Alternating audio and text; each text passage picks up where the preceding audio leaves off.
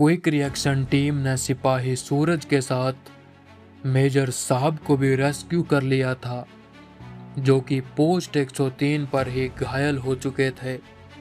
Major साहब की स्थिति अब पहले से बहुत अच्छी थी। सिपाही सूरज की हालत को देखते हुए उसे तुरंत आर्मी एविएशन के हेलीकॉप्टर से Leh military base hospital shift कर दिया गया। -40 से -70 डिग्री तापमान गिरने की वजह से उसके शरीर का तापमान गिर चुका था। ऑक्सीजन मास्क और थर्मल ड्रिप के सहारे उसकी उखड़ती हुई सांसों को काबू में तो कर लिया था, लेकिन वो अभी भी कोमा में था। आईसीयू के बाहर कर्नल खन्ना और कैप्टन अजय खड़े थे। कर्नल खन्ना के हाथ में सूरज की वो इंसास राइफल थी और कर्नल खन्ना के दिमाग में घूम रहा था सियाचिन की उस पहाड़ी पर दिखा वो आर्मी का जवान जो कि उन्हें सल्यूट कर रहा था। तभी डॉक्टर साहब उस कमरे से बाहर निकले। डॉक्टर साहब, सूरज की क्या रिपोर्ट है? जवान को होश कब तक आएगा? तभी डॉक्टर साहब ने कहा, सर, यह किसी चमत्कार से कम नहीं है कि वो लड़का इतने घंटे बर्फ में दबे रहने के बाद भी जिंदा है। इसके कंधे का घाव गंभीर है, लेकिन इसका सर्वाइवल इंस्टिंक्ट बहुत मजबूत है। दवाइयाँ अपना काम कर चुकी हैं। अगले 1 घंटे में इन्हें होश आ जाएगा। डॉक्टर साहब के जाते ही कैप्टन अजय ने कर्नल खन्ना की तरफ एक फाइल बढ़ाई। हेडक्वार्टर से आदेश आ चुका था, लेकिन दुश्मन का बेस कैंप उड़ाना और ढेरों दुश्मन को मौत के घाट उतारना यह कोई आम बात नहीं थी। सेना के ऊंचे अधिकारी इस मिशन की पूरी रिपोर्ट मांग रहे थे। कैप्टन अजय ने कहा, सर, हेडक्वार्टर से कर्नल रावत की टीम आ रही है। उनका कहना है कि सूरज की कहानी में कुछ कड़ियाँ गायब हैं। हमारी इंटेलिजेंस रिपोर्ट कहती है कि उस पोस्ट पर दुश्मन की तादाद बहुत ही ज़्यादा थी, लेकिन एक सिपाही बिना किसी भारी हथियार के पूरा बेस कैंप कैसे तबाह कर सकता है? उन्हें शक है कि सूरज को छुपा रहा है या कोई और भी उनके साथ था। कर्नल खन्ना कड़कती आवाज में कहते हैं, अजय, सूरज ने जो किया वो ऑन रिकॉर्ड है।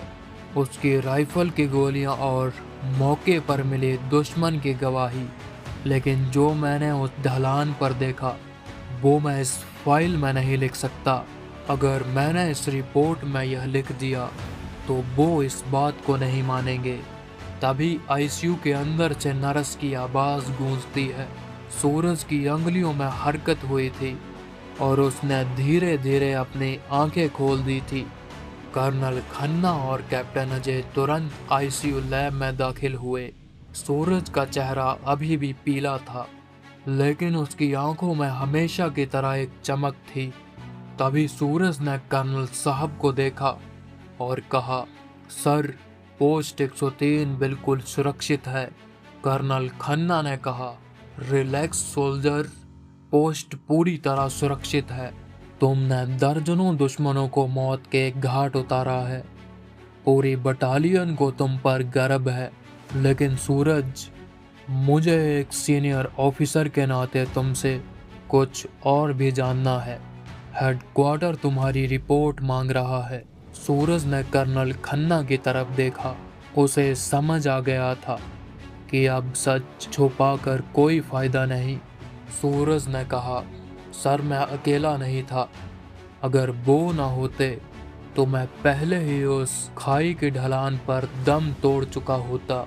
जब जब मेरी सांस रुकी, उन्होंने मुझे संभाला और दुश्मन के खिलाफ पोजीशन कैसे लेनी है यह सिखाया। कर्नल खन्ना ने कहा, कौन था वो सूरज? हमारी किसी भी टीम का जवान उस एरिया में नहीं था। उसका नाम क्या था? सूरज ने कहा, नायक वीर सिंह, सर। उन्होंने कहा था कि वो पोस्ट 103 के पुराने जवान हैं। नायक वीर सिंह का नाम सुनते ही कर्नल खन्ना के पैरों तले जमीन खिसक गई। कैप्टन अजय ने हैरान होकर कर्नल खन्ना की तरफ देखा। कर्नल खन्ना का चेहरा सफेद पड़ चुका था, क्योंकि वो जानते थे कि नायक वीर सिंह कौन थे। तभी कैप्टन अजय ने कहा, सूरज, तुम होश में तो हो ना? नायक वीर सिंह 50 साल पहले 1971 की जंग में पोस्ट 103 की रक्षा करते हुए शहीद हो गए थे। उन्हें मरणोपरांत परमवीर चक्र मिला था। उनकी तस्वीर आज भी हमारे बेस कैंप के वॉर मेमोरियल में सबसे ऊपर लगी है। सूरज की आंखों से आंसू बहने लगे। उसने कर्नल खन्ना की तरफ देखा। सर, मैं झूठ नहीं बोल रहा। उन्होंने ही आखिरी वक्त तक मुझसे कहा कि कर्नल खन्ना की टीम आ रही है, जागते रहो। कर्नल खन्ना को अब सब समझ में आ चुका था।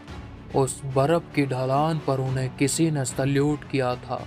वो उनका वहम नहीं था, वो नायक वीर सिंह था, जो आज भी अपनी पोस्ट की हिफाजत कर रहा था। लेकिन सबसे बड़ा सवाल यह था कि कर्नल खन्ना हेडक्वार्टर की जांच टीम को क्या जवाब देंगे। क्या वो एक शहीद के साये की बात कोर्ट के सामने कह पाएंगे? अगले एपिसोड में कर्नल रावत की जांच टीम लेह के मिलिट्री हॉस्पिटल पहुंचने वाली है।